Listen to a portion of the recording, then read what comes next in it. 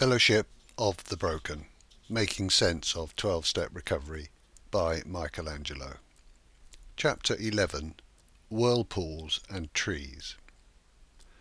The whirlpool has long been used as a metaphor to try to point to the nature of consciousness. The idea is that consciousness, or universal mind, can be seen as a long flowing river.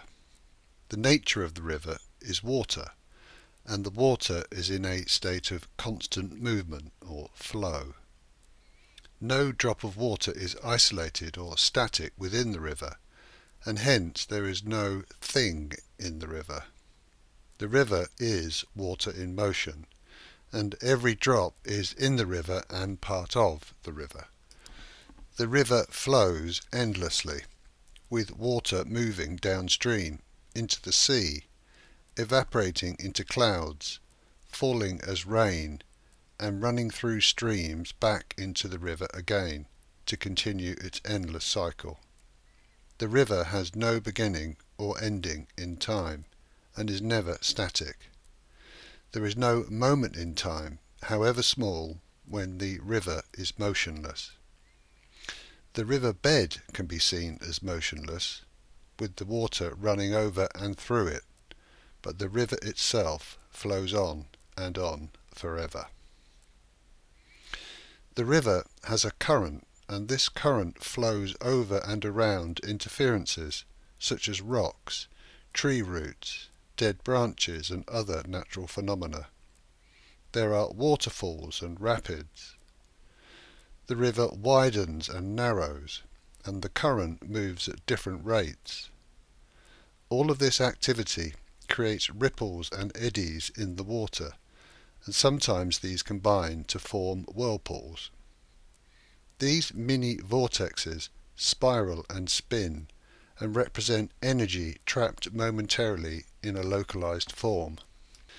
The whirlpools seem to exist in their own right for a period of time, but keep moving with the current. The water within the whirlpool does not belong to the whirlpool, and there is no set amount of water in any moment that defines the whirlpool.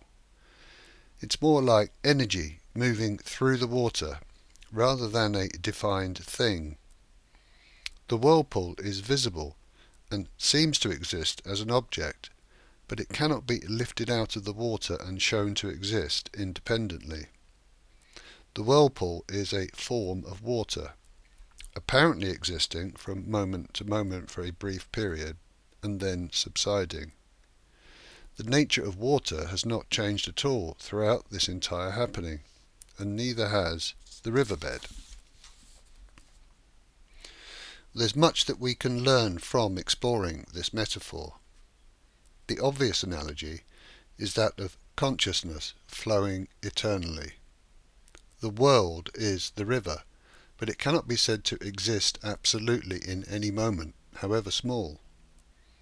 The riverbed is that element which is unmoving, and consciousness flows over and within it. The currents, ripples and eddies are the forces of nature that arise in the flowing consciousness and create the river of life. The whirlpools are the temporary energized forms of life that appear in the river but do not have an independent existence. Everything arises and subsides, and it's all a movement of consciousness. No thing ever actually exists. The nature of consciousness has remained completely unchanged throughout the eternal moment of now, and the underlying source remains motionless and unaffected by any of the activity. Happiness, peace, love, and unity are the nature of the ultimate source, and consciousness, represented by the water, is equally happy, silent, loving, and whole, despite all of its movement.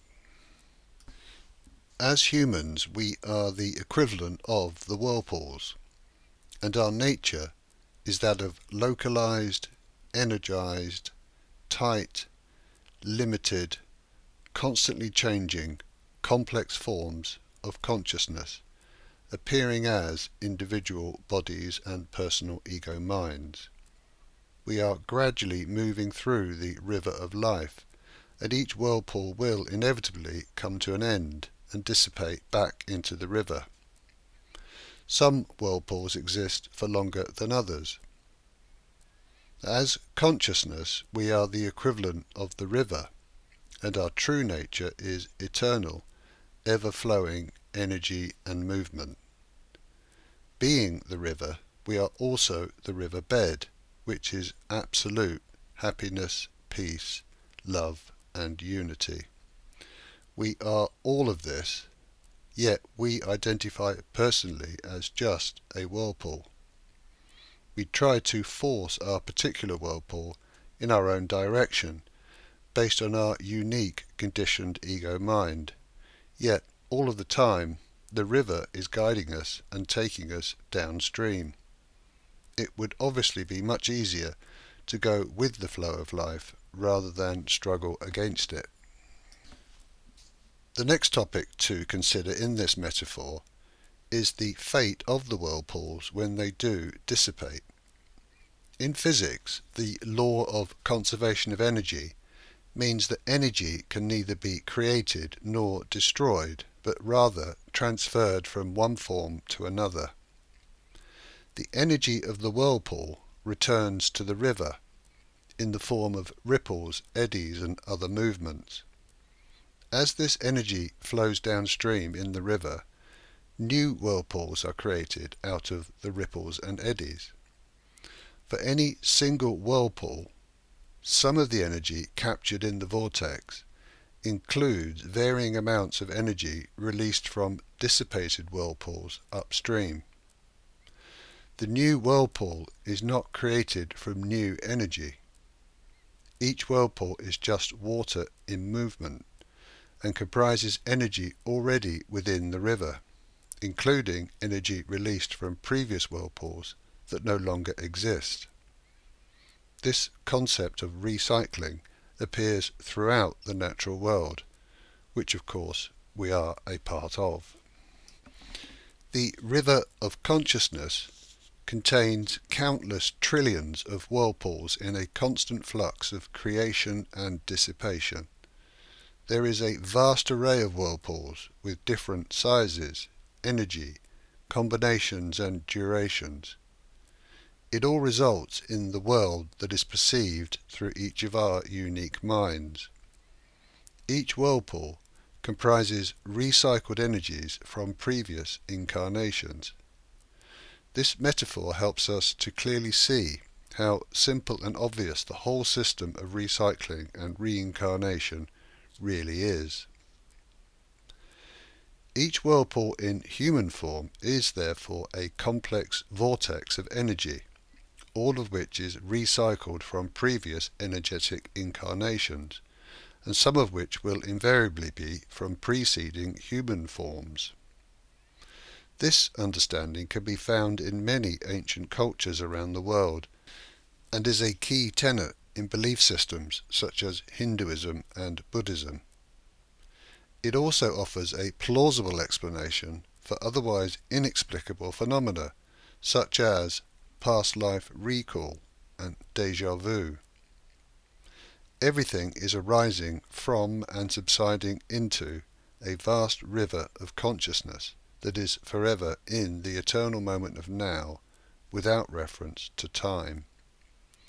All activities of mind are limited vibrations of universal mind, which is all just recycled energies or movements of consciousness. It makes sense that some activities of mind will include experiences and tendencies that seem to come from the past.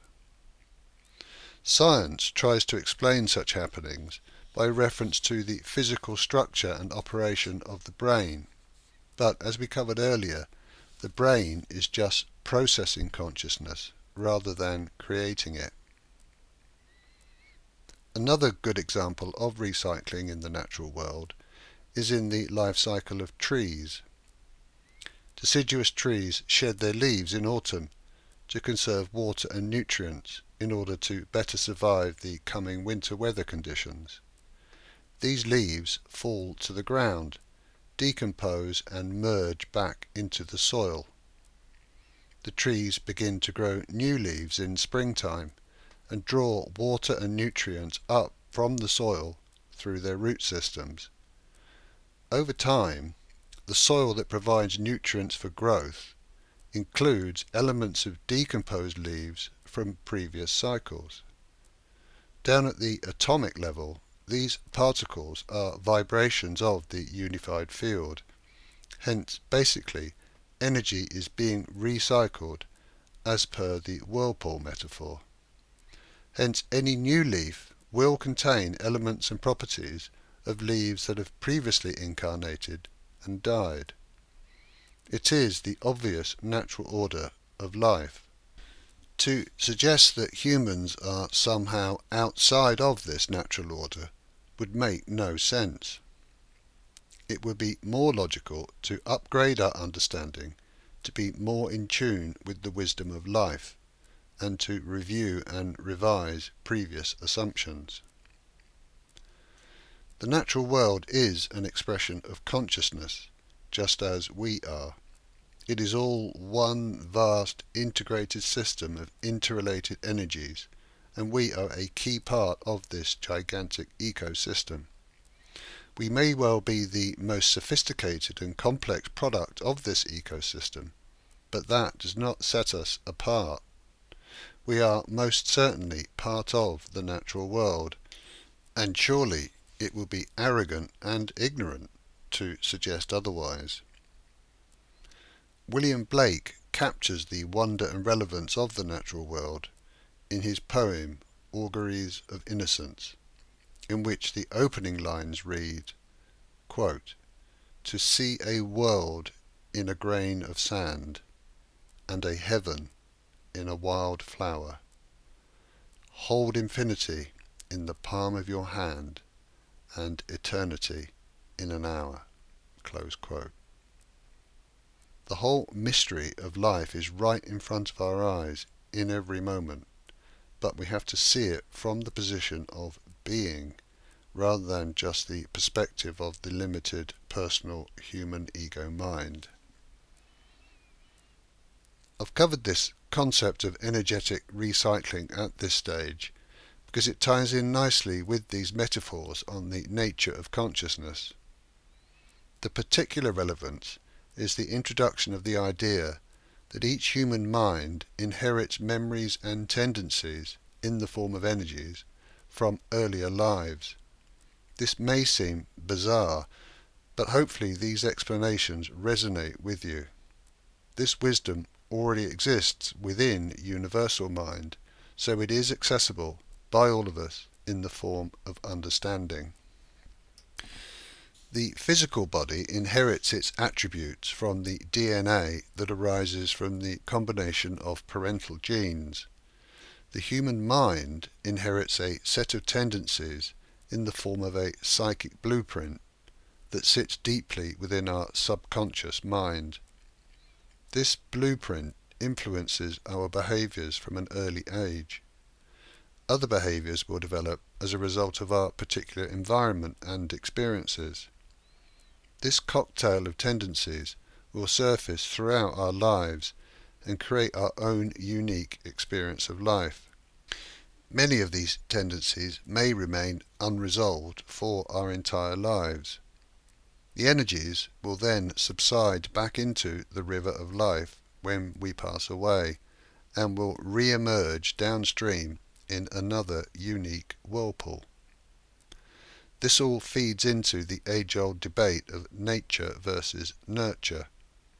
This particular explanation gives credence to both influences and helps to explain the wide variety of ways that addiction manifests in our lives. The birds and the bees, the whirlpools and trees. If we pay attention to the natural world, then wisdom will make itself known.